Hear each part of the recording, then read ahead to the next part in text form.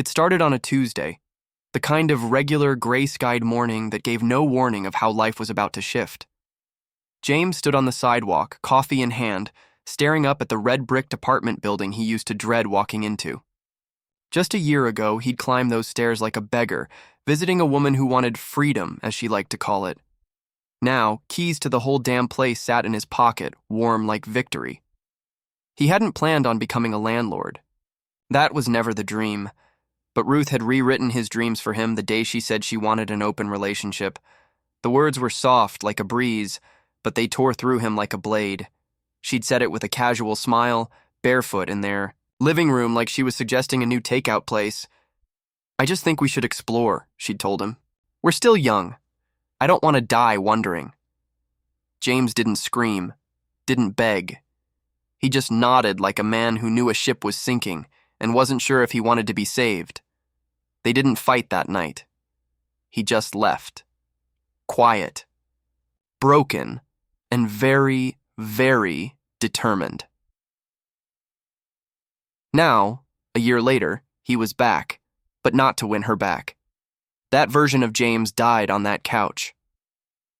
He stepped into the building, the same place he'd once waited for the elevator with his heart in his throat, wondering who she might be with that night. Now he owned the elevator too, and the apartment next to hers, and the lease she was about to sign without knowing who her new landlord was. The building manager, Robert, waited by the front desk, clipboard in hand. "Unit 5B, Ruth Allensworth. You want me to tell her the paperwork's approved?" James shook his head, a slow smile creeping onto his face.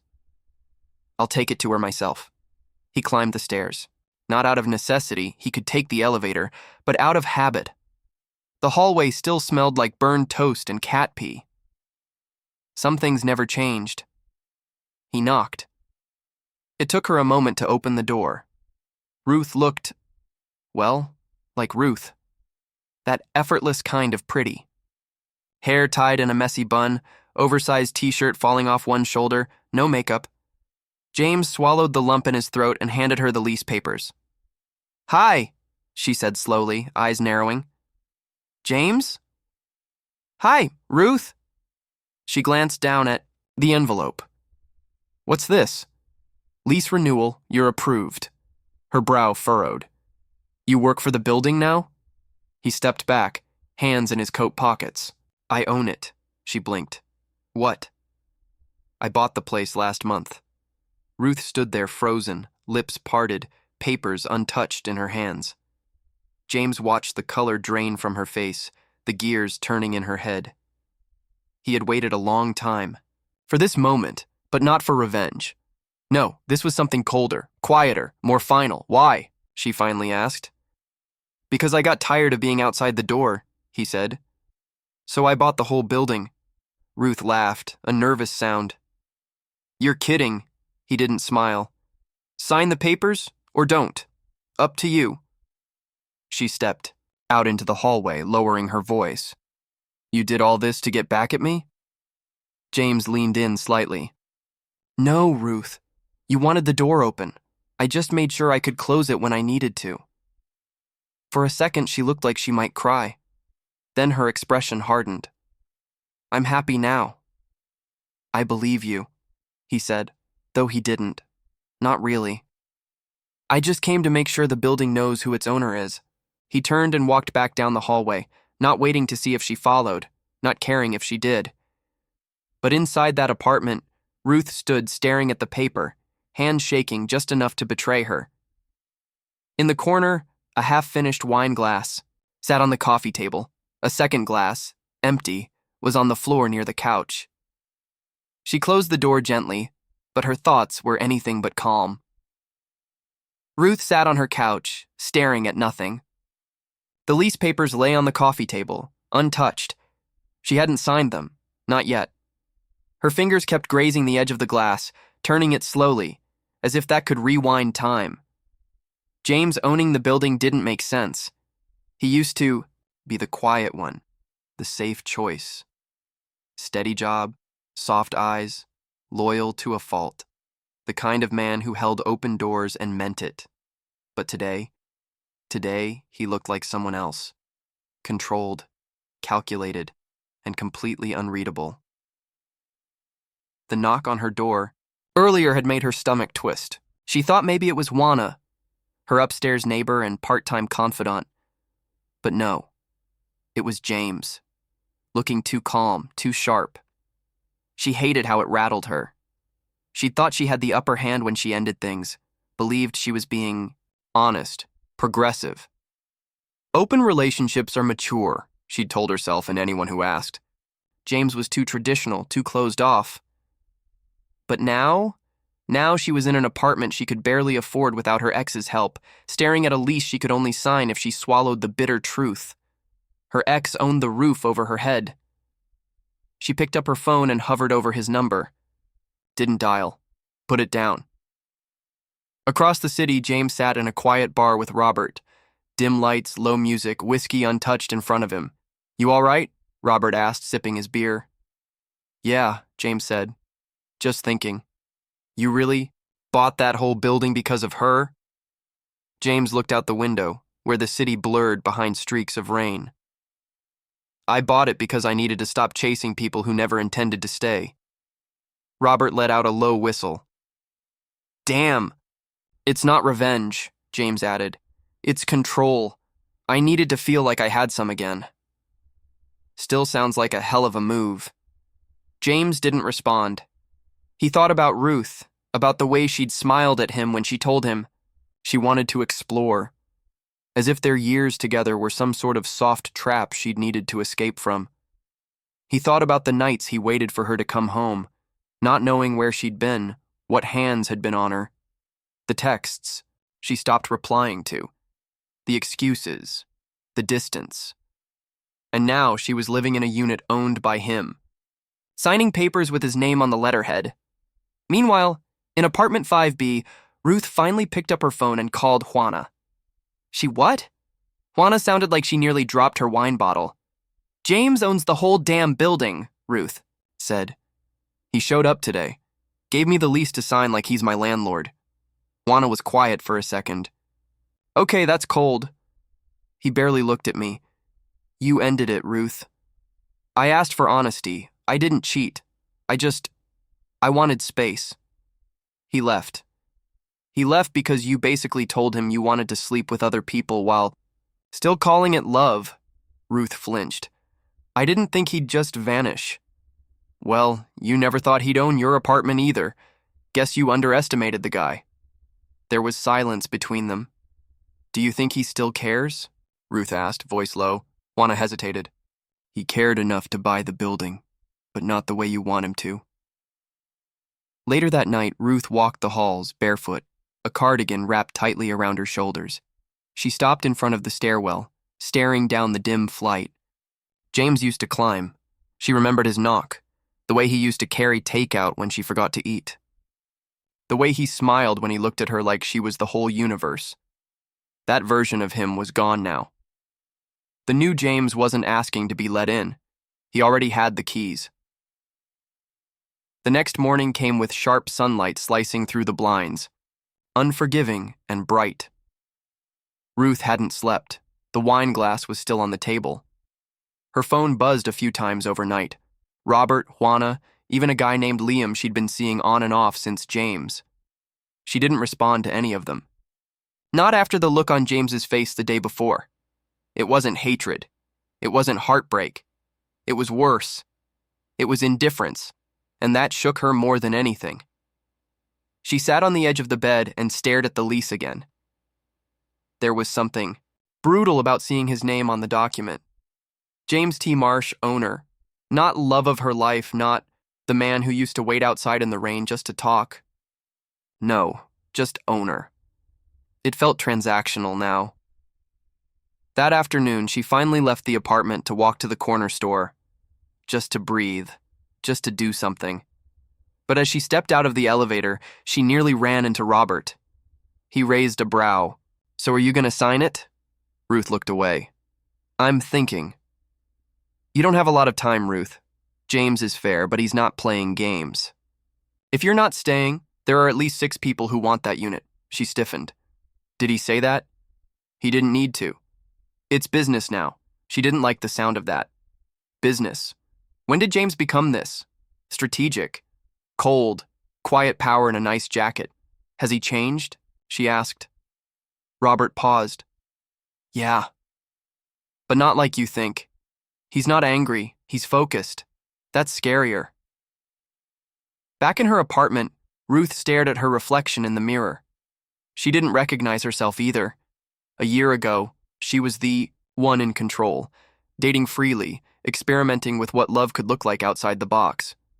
But now, every choice she made seemed to come back empty. No connection lasted more than a few weeks. The thrill wore off fast. Every laugh felt a little fake. And somehow, even when she was with someone else, it was James's voice she heard in her head. She picked up her phone and called him. To her surprise, he answered. His voice was calm. Hey. I didn't expect you to pick up. I figured you'd call. They were both quiet. I wanted to talk, she said. In person. James sighed lightly. All right, my office. 30 minutes. When she got there, she was met not by the man she used to love, but by a man she didn't fully know. James sat behind a polished desk, laptop open, papers in neat stacks. The office wasn't extravagant, but it had power in its simplicity. He stood when she entered, polite but distant. She sat across from him, unsure how to begin. She started, but the words stalled in her throat. He waited. You really bought this place? Just like that? I had the money. I had. The motive? It made sense. You didn't even tell me. He smiled, but not kindly. You told me you wanted space. I gave it to you. Owning the building just happened to come after. Ruth looked down. This is all about me, isn't it? No, James said, voice sharp now. It was never about you. You were just the last lesson, the one that made everything click. She sat back, arms folded. So what now? You want me out? I want nothing, he said. I'm not here to make decisions for you. I just make the rules now. You either live here on my terms or you move on. That's the freedom you wanted, right? She felt that like a slap. You used to love me. I did, he said. And I used to think that meant something. Doesn't it still? He shook his head. Not enough to make me beg again. And just like that, the conversation ended. He stood, politely signaling her exit. She walked out slower than she came in, a hollow ache curling in her stomach. Back in her apartment, she sat alone again, the world a little quieter, a little colder. And this time, the silence didn't feel like peace. It felt like punishment. The days that followed dragged like heavy feet through wet cement. Ruth tried to pretend things were normal, but nothing felt like it used to. Every creak in the hallway reminded her that James wasn't just a memory. He was the structure around her now. She heard his footsteps sometimes. Calm, even. Walking. Through the building like he owned it, because he did. Her lease still sat unsigned on the kitchen counter, next to an untouched cup of coffee that had gone cold hours ago. She had 10 days left. 10 days to decide if she could live under the roof of the man she once broke, who came back not to reclaim her, but to reclaim everything. Juana came by that evening, letting herself in like always.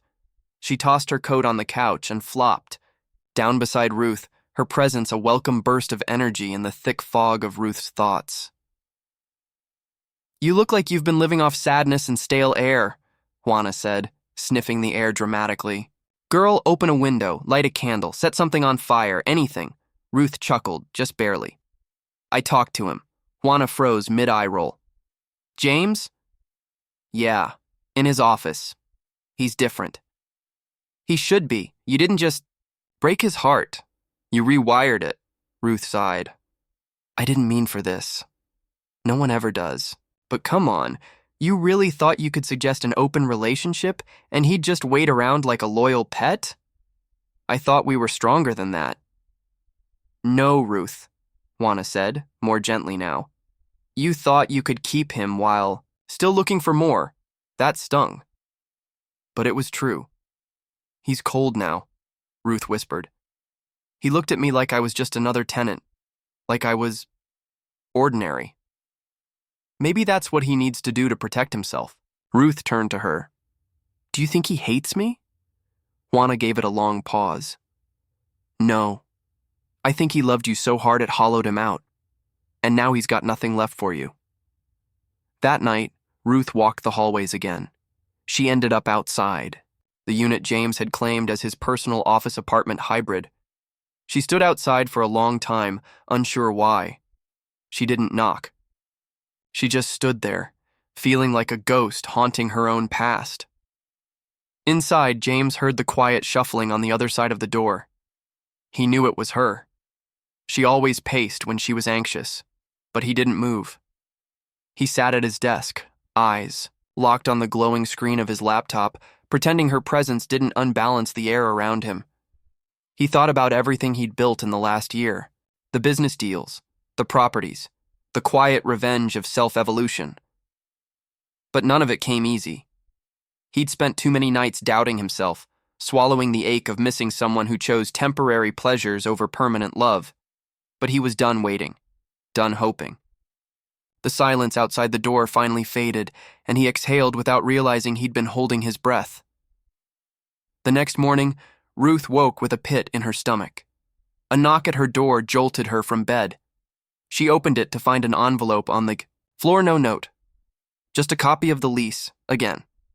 But this time, a single sticky note was attached. 5 days left. Decide who you are. Not sign it or leave. Not, we need to talk.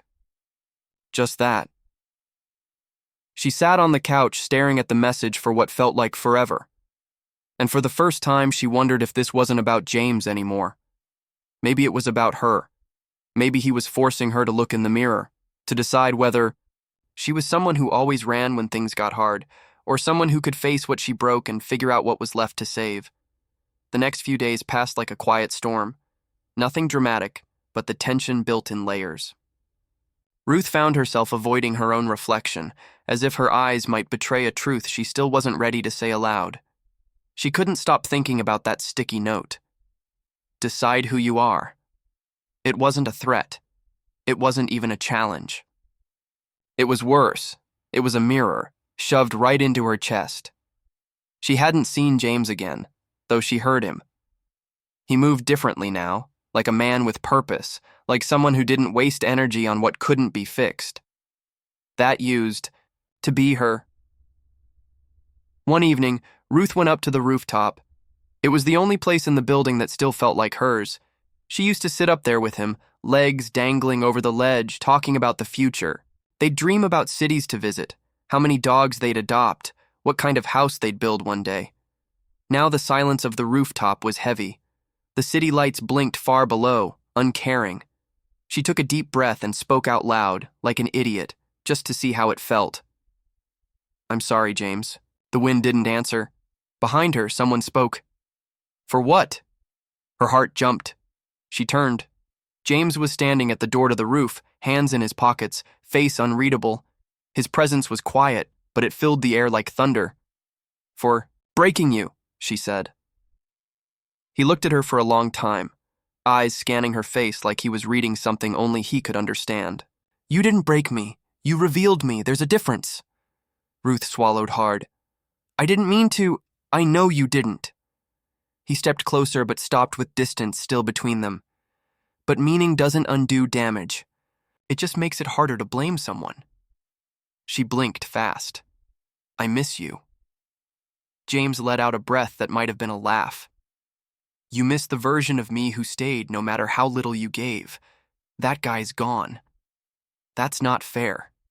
It's exactly fair, he said, voice calm but sharp. You asked for freedom, Ruth, so I gave you all of it. But I wasn't going to stand in the corner of your life like a backup plan. Ruth turned away, gripping the metal railing. I didn't want to lose you. But you didn't want to choose me either. His words hit like stones. She couldn't argue. She'd said things in the name of growth, in the name of honesty, but deep down she'd expected James to wait, to hold the door open while she wandered. Now he was the door, and he wasn't opening it for her anymore. "You're not angry," she said. "That's what scares me." "I was," he admitted. "But then I realized I loved you more than I loved myself. And when you chose others, I hated myself for not being enough. That's the part I had to burn out of me." "I don't even know who I am anymore," she whispered. James nodded. "Then maybe it's time you stop looking for someone to follow and start becoming someone you'd want to stay with." The silence between them wasn't awkward. It was final. She understood then, completely. He didn't want her back. Not even a little. And not because he hated her, but because he'd moved so far past the point of need, of want, that turning back would be a betrayal to the man he'd become. Ruth walked back inside that night, feeling like she'd just left a funeral, her own. Not the kind with black dresses and flowers, but the kind where you bury a version of yourself and walk away, knowing it's better that she's gone. She went home, sat down at the kitchen table, and signed the lease. No hesitation. No tears. Then she folded it neatly, walked to the elevator, and delivered it to the drop box outside James's office, without a word. She didn't expect a reply. Didn't wait for a thank you. But the message was clear. She was staying. Not for him, for her. The next morning, James found the signed lease waiting in the drop box. He pulled it out without emotion, glanced over the signature, and set it down on his desk. No smile, no smirk. Just a quiet breath through his nose, like the closing of a chapter. He didn't know how to feel. Part of him had expected her to leave. Maybe even hoped for it. Not because he wanted her gone, but because it would have made everything easier. Distance was clean. Paperwork didn't cry. But Ruth staying meant something deeper, something more complicated. She had signed his lease. That night she saw him again, briefly, in the lobby. He was talking to a tenant, helping an older woman fix her rent portal login. Still the same James underneath the armor, still kind, still gentle when it counted. He glanced up, caught Ruth's. Eyes nodded once, no words. It was the nod of a man who saw her now. Not as a lover, not as a regret, but as a resident. Days passed. She kept her distance, and so did he. They existed in the same space like two stars circling the same sun, each with their own gravity. There was a strange peace in it. No more late night, texts, no more haunting old photos, just routines, life, and silence. One night, Ruth ran into Robert by the stairwell. He was carrying a toolbox, muttering about a leaky sink in 4C. "You all right?" he asked casually. "You look different." "I'm figuring things out," she said. He tilted his head. "James said you signed the lease."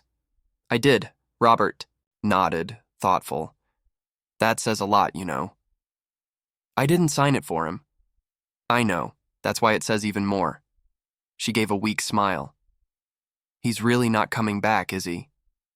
Robert paused. "He is back. He just isn't yours anymore." It was the truth she'd already swallowed, but hearing it from someone else sealed it. Still, Ruth didn't leave. She fixed up her apartment, bought a new rug, changed the lighting, started showing up for herself in small, consistent ways. She even stopped dating for a while, not out of bitterness, but out of reflection. One night, she knocked on Juana's door, a bottle of wine in hand. Juana grinned. "Finally coming out of your emotional coma?" "I think I am." They drank, laughed, and somewhere between the third glass and an old Spotify playlist, Ruth said something that caught even her off guard. "I don't want James back," she said. "I want me back. The version of me who didn't need validation to feel whole." Juana raised her glass. "Then that's who we're drinking to." From his office that same night, James sat in the glow of his laptop reviewing tenant files. He paused on Ruth's folder, hovered his mouse over the delete button, then moved past it. There was no anger, no lingering ache. Just a file, just a tenant, just a woman who once loved him in pieces and taught him to collect himself whole. And so the building lived on. Quiet nights, occasional plumbing issues, rent checks, and elevator rides. Two people, once tethered by fire, now walking the same halls as strangers with history. But Ruth, she had finally stopped pacing the hall. She had stopped waiting at the door because the only person she truly needed to open one for was herself.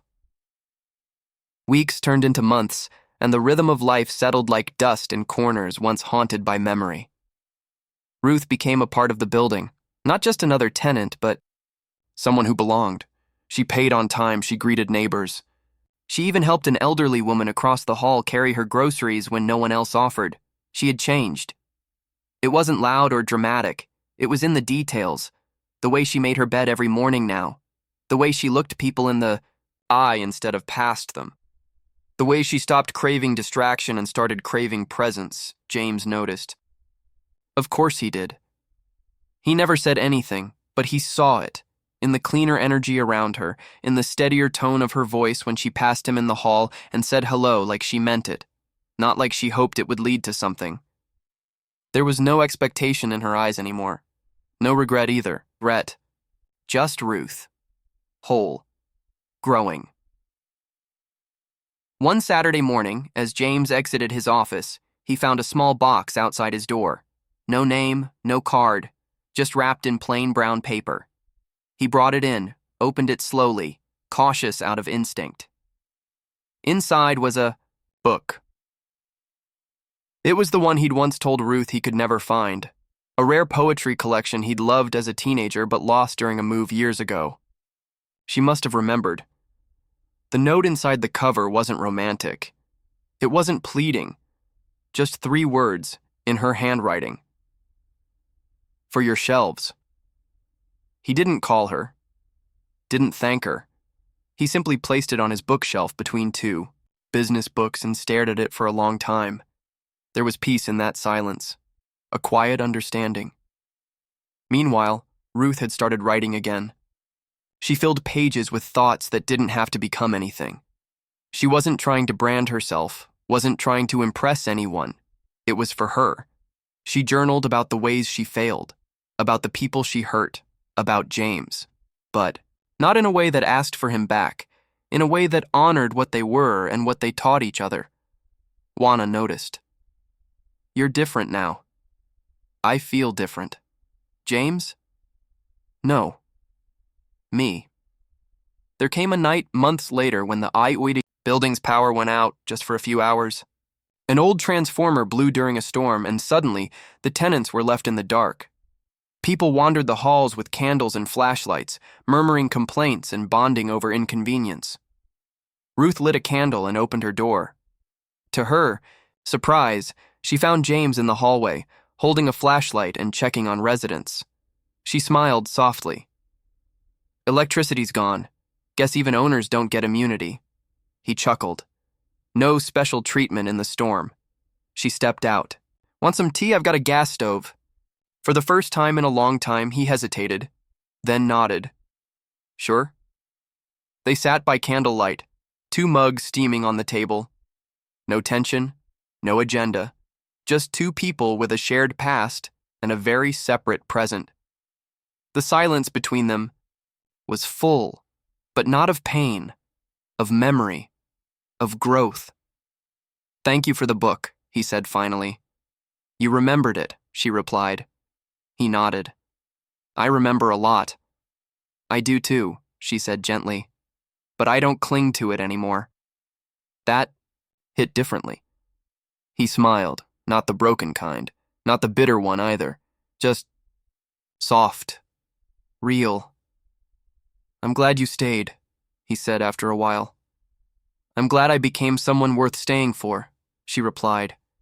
And just like that, the light flickered back on, humming softly as the building returned to life.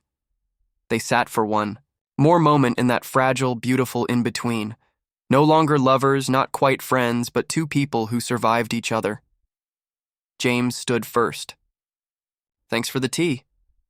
Thanks for the lease. And then he left. No doors slammed, no hearts broke. Sometimes closure doesn't come in a sentence. Sometimes it's just a quiet goodbye.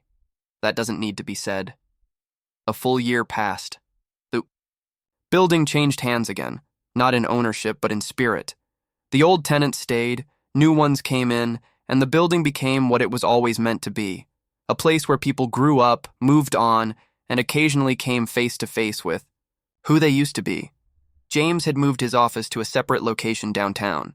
Still owned the place, still visited once in a while, but kept his distance. He became something else entirely, a man of discipline, of privacy. People knew him by title, not by stories. Only a few still remembered the version of him that used to wait outside 5B holding takeout and hope in his hands. Ruth, though, she bloomed. She never left. Not because she couldn't, but because she no longer needed to. She'd built her own identity within those walls, became a freelance writer, started hosting weekend writing workshops in the community room downstairs. Tenants knew her not as that girl who used to date the owner, but as Ruth, the one who brought banana bread to meetings, who helped translate lease terms for elderly neighbors, who had finally learned how to be enough for herself. Juana still lived upstairs, still wild, still loud, still ruthlessly honest, and still Ruth's anchor on bad days. You ever think about what would have happened if you and James got back together?